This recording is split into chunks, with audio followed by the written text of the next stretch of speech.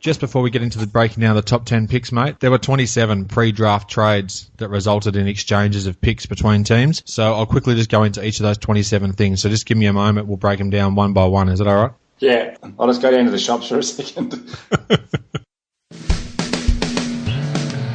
Then you are in Australia right now. You're talking NBA basketball. You're talking great teams. You're talking great individual players. Takes it off, and there's number 23, and of course Gianni goes nuts. We're all getting goosebumps thinking about it now. I just tried to go out there and play my game. I have no idea what you're talking about, Adam. I don't like anybody. I'm not a people person. Strand, can you make the pass? Yes. Christian, can you catch the ball? Yes. All the stars were aligned and all the muscles fired at the right time, and I was able to get off the ground and throw one down. I was saving that as a surprise for you. And now, introducing your host for In All Airness, Adam Ryan. Welcome to episode 25. Thanks for joining me. My website address is inallairness.com. Just add a / and the episode number to view show notes. As always, I encourage you to interact with the show. Simply visit facebook.com / inallairness. Please add your like to the page, and you can suggest topics for future episodes or guests you'd like to hear from. You can leave voicemail comments or questions on either site. Please subscribe to my show on iTunes, or you can simply add my RSS feed. Just check out the right-hand sidebar of my website. You can also hear the show on Stitcher, Player FM, and other podcatchers. Follow me on Twitter at inallairness. On this episode, I'm joined again by my good friend Aaron Steen. This time we break down the 1984 NBA draft. Thanks again for listening. I appreciate everybody that takes the time to tune in. Now, on to the show. I'd like to welcome back to the show a good friend of mine, Aaron Steen. How are you, mate? Good afternoon, Adam. Thank you for joining me again. We'll be chatting today about the 1984 NBA draft. One of the greatest drafts, if not the best draft in NBA history. Would you agree?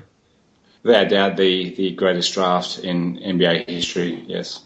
We'll try and break this down a bit. Hopefully it'll be only a 3 or 4 hour episode, and we'll just dissect some of the picks, give our opinions, which I'm sure people are hanging on. Don't want to know what we thought about certain selections, but I think it's going to be a fun episode nonetheless. The 1984 NBA draft, it was held at the Felt Forum in New York. It was originally called the Synthetic Fibers Forum, but they renamed it the Felt Forum. It was held on June the 19th, 1984. Some of the higher draft picks were actually in Bloomington, Indiana, and they were taking part in the Olympic preparations for Team USA. So there were some crosses that were made via the TV network, which was USA Cable Network, and they interviewed some of the players who had just finished a training session with Bobby Knight that particular day. So David Stern, mate, this was just his first NBA draft. He took over as commissioner from Larry O'Brien in early 1984. So this was his first actual NBA draft offering as well. You can see how far the NBA and even the commissioner has come in the last 29 years when you have a look at the setting for the 84 draft, and you also have a look at that dirty mustache that the commissioner has on his upper lip. He undoubtedly did an amazing job with the NBA in 29 years to bring it from what appears to be an NBA draft in someone's garage to the extravaganza that it is now. That's true. And again, mate, you're on the defensive there, putting off David Stern, sledging him immediately, which is great to see. That's my boy.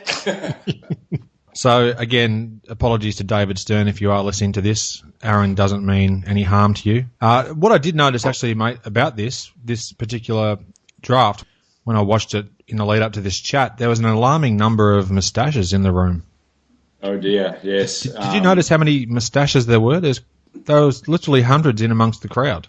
There were some very impressive moustaches and also some very impressive / hideous haircuts as well. When you go back 29 years, the style and fashion was a little bit different than what it is now in 2013. Agreed. Now, just in relation to, I know that they obviously have ramped up their production values big time with the draft coverage these days, but I actually didn't mind it the way it was in terms of just pretty low-key, bare bones sort of stuff. It was hosted by Al Albert, who most people would know, his famous brother, of course, Marv. And then there was Steve Jones, Lou Carnesecca, who was the great St. John's College coach for 20-plus years, and also Eddie Doucette was the other person as well who was doing some interviews with the players in amongst him and Steve Jones. So it was pretty bare bones, but I quite enjoyed the coverage, actually. Yeah, it's good to see also that they do the interviews with the players after they pick, like they do now in 2013. So that's something that has stood the test of time. Yeah, and also the Boo Birds were out in force for certain times that David Stern got to the microphone. As soon as he'd make certain announcements, the crowd would either they'd let their disapproval be known or they might get the Bronx cheers. So Stern was up against it from his very first NBA draft. In regards to the aforementioned Boo Birds, one of the constants in the 84 draft was everyone's need for size, and there was a few guys that were taken early in the other first round that definitely did not deserve to be as high draft picks as what they were, but I think everyone was so concerned with having to play the Celtics and their big three and their big front line of the time. So yeah, there were some horrible picks early on in that first round.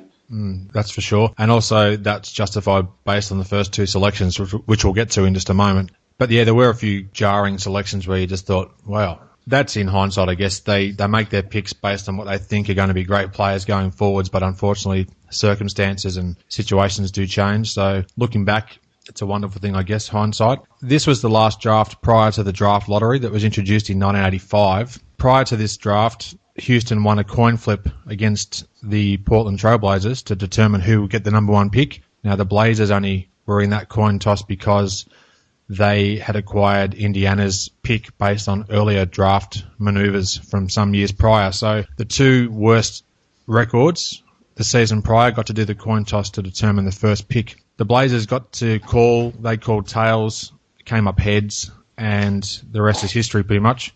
Houston got the number one pick, so it was back-to-back number one picks because the year prior they selected one part of the Twin Towers, Ralph Sampson. It's pretty incredible that the one team could get number one picks in consecutive drafts. I know that Orlando did it in the 1990s with Shaquille and Chris Webber in the 92 and 93 drafts. Chris Webber, of course, turned into Penny Hardaway. And even just having a coin toss, my God, it's like backyard basketball league, having a coin toss to pick who gets a very, very important piece to add to their team. The amount of money that is spent now in the NBA and the amount of money that circulates through the NBA, it's kind of hard to believe that a coin toss could make a decision like that. It's only going to determine the fate of a franchise for 15 years going forwards. Even though Houston did have the number one pick in 1983 with Ralph Sampson, that first season with Sampson, they went 29-53. They just absolutely stunk it up in the second half of the season. So that led to them getting one of the worst records to be in that coin toss. The consensus seems to suggest that there was a bit of tanking going on in terms of Houston trying to get that pick. And it turned into being Akeem Olajuwon, and obviously he helped form the Twin Towers. So the very next season, the 85 season, the Twin Towers combined for 2010s. They each had 2010s. Sampson was 22.1 points a game and 10.4 boards, and Olajuwon would then get 20.6 points a game and 11.9 boards, and they turned around their franchise completely and went 48-34. Both played 82 games as well. So it was all happening, mate. Pretty good reason as to why the draft lottery came in 1985, just to avoid the blatant tanking that the Rockets obviously went through late in the 83-84 season. Yeah, that's true. Just before we get into the breaking down of the top 10 picks, mate, there were 27 pre-draft trades that resulted in exchanges of picks between teams. So I'll quickly just go into each of those 27 things. So just give me a moment. We'll break them down one by one. Is that all right? Yeah, I'll just go down to the shops for a second. No, just kidding. But there seriously was 27 pre-draft trades which led up to the order in which these teams picked. And we'll just start with the number one pick, mate. I went to the Houston Rockets, Akeem Olajuwon out of the University of Houston. He was averaging 13.3 points and 10.7 rebounds a game, and he left after his junior season in Houston. A near unanimous pick. When I talk about the greatest players at certain positions, then I can only ever really go on the guys that I've seen play. I don't really like to talk too much about guys like Will Chamberlain and Bill Russell and guys that I never ever saw play. I don't really see how that applies at all, but I definitely regard Akeem to be the greatest centre that I've ever seen play. Yep, you can't argue with that. And he, well, some people can, I suppose, saying that Shaq, I guess, would be the number one centre if you had to pick a team all time. Even that's probably debatable. But yeah, I'd go with Olajuwon. He was just so incredibly skilled, and only having played basketball for 4 or 5 years prior to that 84 draft, that makes it even more remarkable that he came out as the number one pick in 1984. The second pick in the 84 draft, actually I sound like David Stern. The second pick was Sam Bowie out of Kentucky. He averaged 13.4 points and 8.8 rebounds a game. Now, he was a 22-year-old junior. He suffered some terrible injuries in relation to his leg. He had some shocking stress fractures that kept him out for 2 seasons when he was at Kentucky. So he came out as a 22-year-old junior. There was a lot of controversy, obviously, looking back in terms of Portland selecting him ahead of one Michael Jeffrey Jordan, but hindsight, as we said, is a wonderful thing. So this pick in itself could almost be an entire episode, mate. So what are your thoughts about Mr. Bowie? During the USA Sports broadcasts, Al Albert and Luke Carnesecca both start talking about Sam Bowie's stress fractures in his legs before Portland even made the pick, which is like watching Titanic. You know what's coming and you feel kind of sick to your stomach and helpless at the same time, but it is an iconic moment in draft history. I think it's actually come out in the last 12 months or so. Sam Bowie has actually said that prior to the 84 draft, in the test runs that he had with the other Trailblazers, that he lied about how bad his legs were. He was the first victim of the size emphasis that was on that year, and the players just wanting to get bigger and bigger. One other factor that the Trailblazers may have factored in when they picked him was that in 83, with the 14th pick, they had Clyde Drexler at the other shooting guard position, and then in the following year, even with Jordan sitting there, there may have been a reason why they went with Bowie instead of Michael. With the third pick in the 84 draft, the Chicago Bulls selected the great Michael Jeffrey Jordan, and he was referred to often in this particular telecast of the draft as a can't-miss super talent. So they were even referring to him back then on the strength of his 3 years at North Carolina. He came out of UNC with 17.7 points a game and 5 rebounds a game, incredible athleticism. You just can't miss by choosing him. So he was picked number 3. Great pick by the Bulls. Selection number 3, obviously the greatest player of all time, hands down. That's still debatable with some people, I guess, but given the name of this show and the amount of time that I've spent talking about this guy, he's without doubt the number 1 player of all time. What can you say that hasn't already been said about Jordan, mate?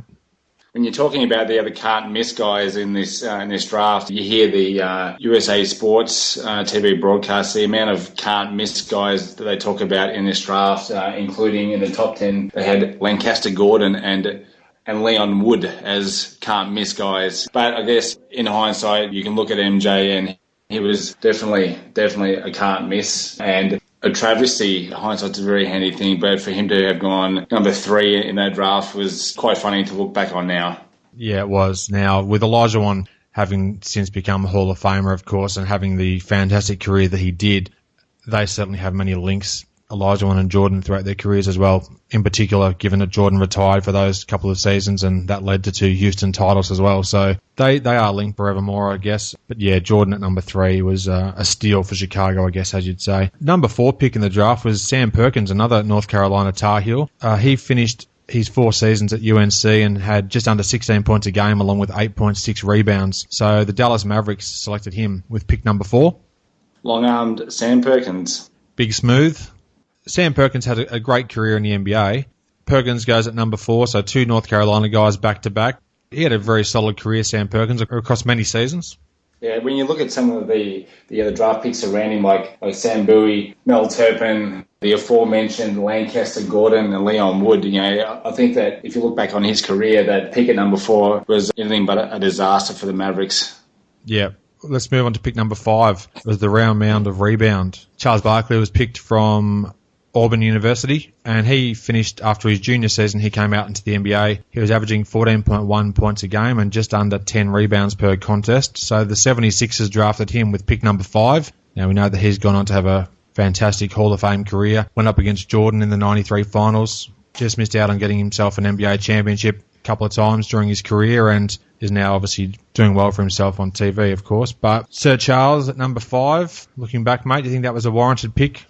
At the time, apparently coming out of Auburn, there was a bit of talk about how fat he was with the round man of rebound. They even called him that during the draft telecast, so obviously he had his weight issues even back then. He unquestionably had attitude issues back then as well, because look at the attitude that he had right through his NBA.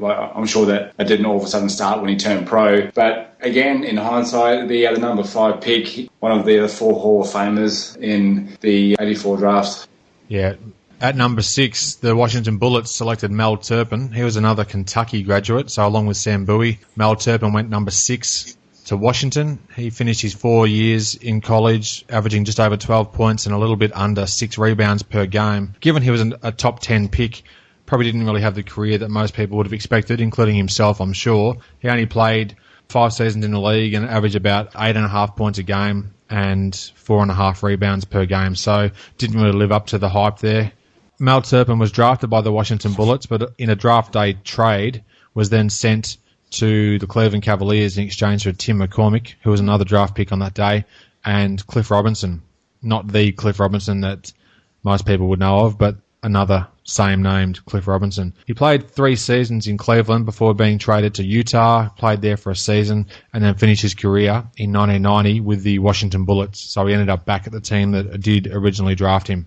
Mel Turpin for Tim McCormick, undoubtedly one of the worst trades in NBA draft history. Mel Turpin, his career highlight in the NBA was the 1 year that he played with the Utah Jazz. He got dunked on by Michael Jordan. So that pretty much gives you an indication as to how well that the Washington Bullets spent that pick. Yeah, that's the was he big enough moment where Jordan jammed over John Stockton, and then I think Larry Miller yelled out from courtside, dunk on someone your own size, and next time down the floor, Jordan absolutely posterised Mel Turpin. That's the one you're referring to?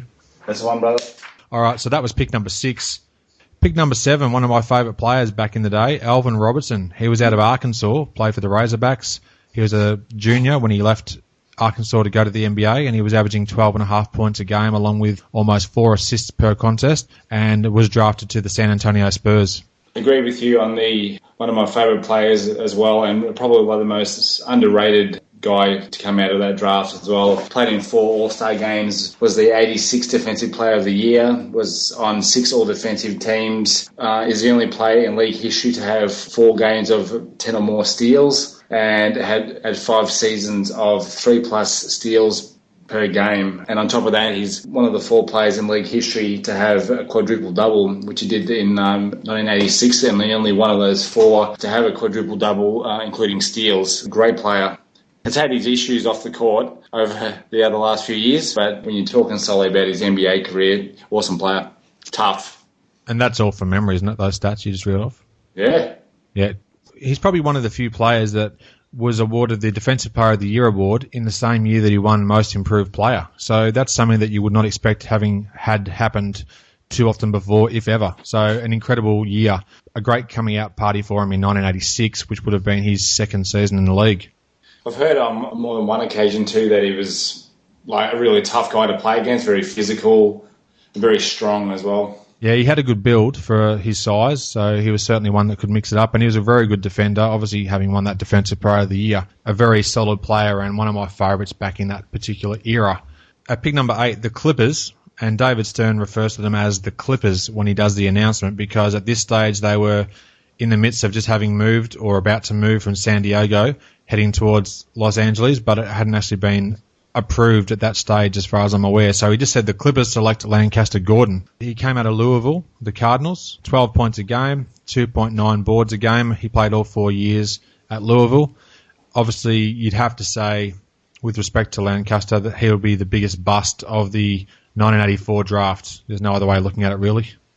Luke Carnesecca, in talking about what kind of player that he was in college, was reeling off fact after fact after fact. He's a clutch player, blah, blah, blah. Until this point in time, I had no idea who he played for in the NBA or how long he even played for. So, yeah, one of the marquee names of the 84 draft ads.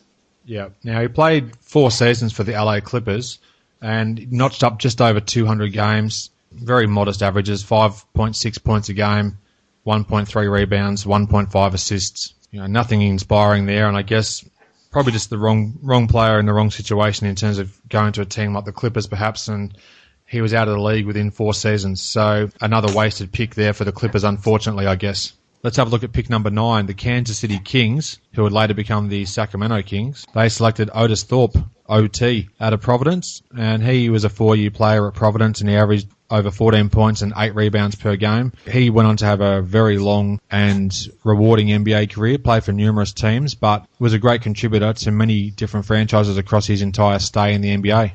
OT was one of those second-tier guys out of the 84 draft that didn't quite have the Hall of Fame career, but played in All-Star games, along with guys like Kevin Willis and Alvin Robertson. He had 17 years in the NBA. That's a great effort. 17 seasons in the league. He racked up over 1,200 games played and has career averages of 14 points a game and 8.2 rebounds per game. So very solid numbers for such a long career. Some great output there from Otis Thorpe. Next it is pick number 10 in the 84 draft went to the Philadelphia 76ers. They had their second pick in the top 10 and they chose Leon Wood out of Cal State Fullerton. Now he finished his senior year at college with some good numbers, came out of college with 17.1 points a game, so offered plenty, was quite an athletic player, was a part of Team USA in 1984, drafted by the 76ers, didn't really have a great NBA career, let's be honest. He played 274 games in total, averaging about 6 points a game along with 3 assists per contest, so he's in the league for about 5 or 6 seasons. I think that the 5 seasons were about 4 or 5 too many.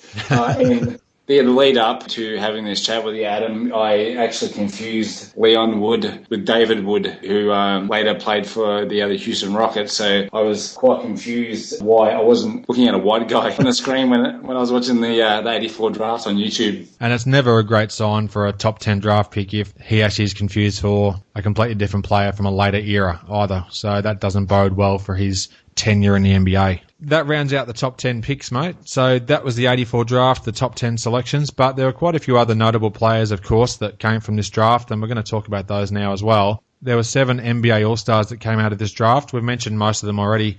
Charles Barkley, Michael Jordan, Hakeem Olajuwon, Alvin Robertson, Johnny Stockton, Otis Thorpe, and Kevin Willis. So they were the All-Stars that came out of this draft class, and then of that, as you mentioned earlier, there were 4 Hall of Famers. We've got Sir Charles, MJ, The Dream, and Johnny Stockton. Why I'm calling him Johnny Stockton, I've got no idea. Been twice now, so obviously it feels right. It must be right. That's why it's clear that a lot of people think this is the greatest draft of all time, given we had 4 Hall of Famers, 7 All-Stars. There were some more notable players from this 1984 draft who definitely deserve a mention. We did talk about John Stockton. He was pick number 16 by the Utah Jazz, and he was out of Gonzaga, obviously a Hall of Famer. Averaged about 12.5 points and 5 assists per game out of Gonzaga. We know what he did, became the all-time leader in assists in NBA history. So a great selection there by Utah at number 16. Kevin Willis was pick number 11, so just moves out on a top 10 selection. And based on his career, he obviously deserved to be a bit higher up the list. He had 1,424 NBA games and has career averages of about 12 points and 8 rebounds a game. Played for about 18 seasons. Fantastic effort from Kevin Willis. A couple of other guys I'd like to mention quickly, mate. Jerome Kersey, the great Portland Trailblazer player. He was pick number 46 out of Longwood, and he ended up playing over 1,150 NBA games, and his career averages are very solid. More than 10 points, 5.5 boards, and almost 2 assists a game. One last player that I want to quickly touch on is Michael Cage, another fantastic rebounder. Really great rebounder out of San Diego.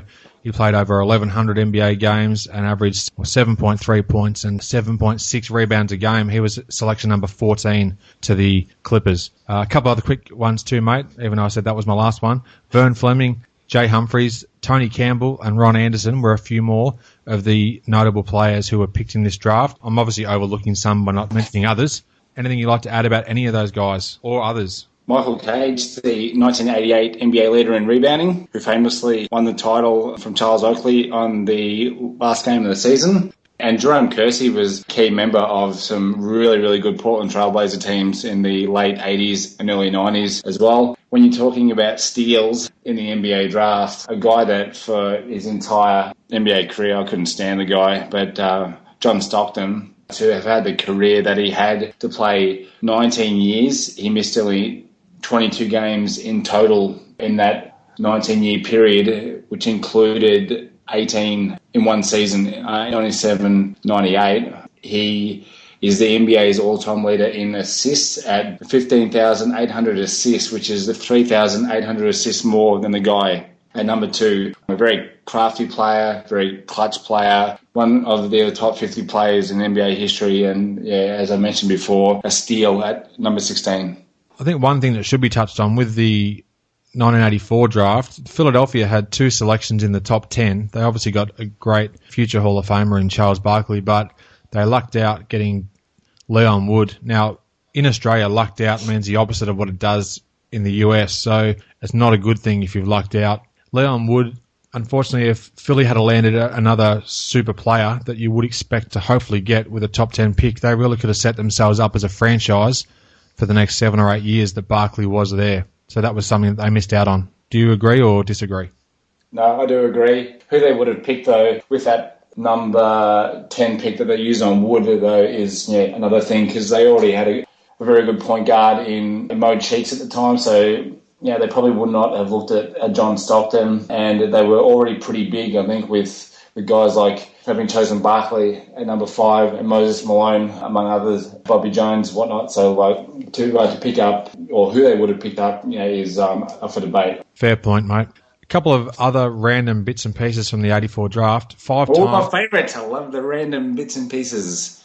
5-time Olympian Oscar Schmidt, the Brazilian national team legend. He was picked at number 131 by the New Jersey Nets.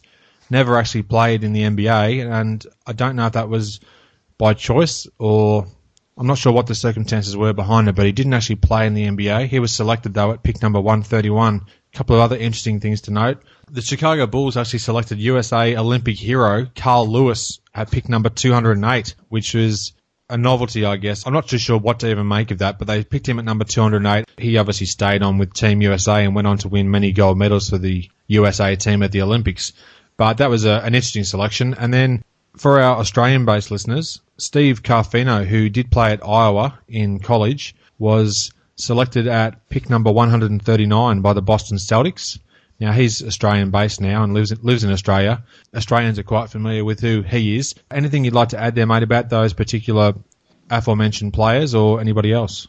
Oscar Schmidt was regarded as a legend of Brazilian basketball. So you mentioned before why he didn't play in an NBA game is strange, but for a guy to be so highly regarded in that country and to have never played a game in the NBA, it shows you how far the international players have come over the years and the quality of players, because if a guy now was that highly lauded coming out of a country, it's pretty much a lock that he's going to play in the NBA and be good enough to play in the NBA. No Schmidt, mate. No Schmidt. That was terrible.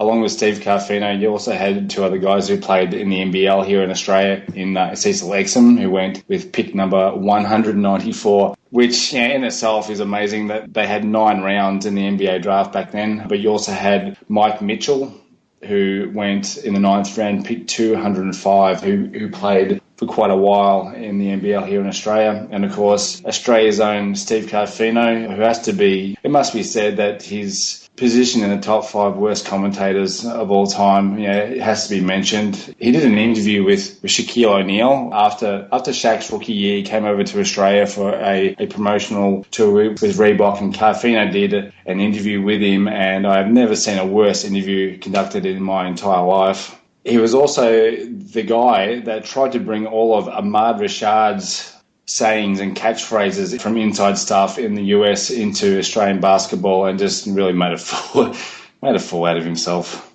My main man, Ahmad Rashad. My main man. This is a bit weird. I actually don't remember the interview he did with Shaquille O'Neal. I know that he did one with BJ Armstrong because they had the Iowa connection, of course, and then BJ was here for part of NBA Jam Session in Australia back in the mid-90s, but I don't actually recall the one he did with Shaq. Based on what you're saying, that's probably a good thing. A guy who's supposed to be a professional member of the media, he looked like a 12-year-old boy who was just awestruck in the way that he was asking the questions of Shaq. Even then, back in 93, as a 15-year-old who was quite impressionable, even I shook my head in disgust because it was not good. For some strange reason, I just can't recall the interview. You win. The game, set, match. That pretty much rounds out the 84 draft. We've dissected that quite nicely, I believe, and We've gone through the top 10 picks, some of the notable players. We've talked about the Hall of Famers, the All-Stars, some random bits and pieces. You've also managed to get another person off the list of possible interviewees in the future, so thanks very much for that. One per podcast, mate. One per podcast. That's being kind, actually, saying one per podcast. One more thing, mate. In the last few days, Jason Kidd and Grant Hill have both retired from the NBA. Some incredible servants of the game and have achieved so much over their careers. It's great to see Grant Hill had a resurgence in his career given his terrible injury woes to come back and play another 8 to 10 seasons pretty much after being effectively told his career was over. So any closing thoughts you'd like to say about those two wonderful NBA players? It's a very cool thing that they both come into the NBA at the 1994 draft and both come into the NBA at the same time. Both won Rookie of the Year as the co-recipients in 95, and I think it's a very cool thing that they're both going out at the same time. Yeah, there's some great symmetry in that, and Kidd was selected at number 2 pick and Grant Hill went at number 3, so they've been linked ever since, and to go out together as well, just fantastic to see them have achieved so much in their careers, and they're just great ambassadors for the game going forwards, I'm sure. It's quite amazing that in the year after they retired, if they had hung around for one more year, they would have had the opportunity to play with the son of the guy who was drafted ahead of them. Yeah, Glenn Robinson. In the 94 draft with Glenn Robinson III, who had to come through the draft in 2013. That's an amazing statistic, actually, when you think about it that way, because, the big dog, the original big dog's probably Antoine Carr, but anyhow, the big dog, Glenn Robinson, who was picked at number 1 out of Purdue University back in 1994. Great point there, mate. So that wraps it up, mate. I don't think there's anything else really we need to say. I've said the word mate about 55 times. We're all friendly around here. Yeah, that's right. Just before we finish off things, mate, how can people get in touch with you if they so wish to do so? Adam, every 5 minutes on my iPhone, checking my Twitter feed, I can be reached at Steeny, which is spelled Stehny. I can also be reached on Facebook. Myself and my good friend Adam Howes are the co-administrators of the official Johnny Red Kerr page on Facebook, our page in honour of the late, great Johnny Kerr, who was the first ever coach of the Chicago Bulls and long-time broadcaster. That's it, mate. Thanks again for joining me on the show. How many episodes have you actually been on? 4? This should be my 4th, I think. And each one as enjoyable and as well put together as the last. Yeah, there's plenty of editing that goes into these episodes. So this recording's been about 4.5 hours. So we'll probably edit this down to about 35 minutes. But I appreciate your time, mate. And thanks again for joining me on the show. Giddy up. Thanks for listening. I hope you enjoyed the show and share my web address with your friends and colleagues, inallairness.com. Check out the podcast archive for plenty more episodes with high-profile guests. Follow me on Twitter at inallairness. Please visit the show's social hub, facebook.com/inallairness. Join me next time for another edition of the show.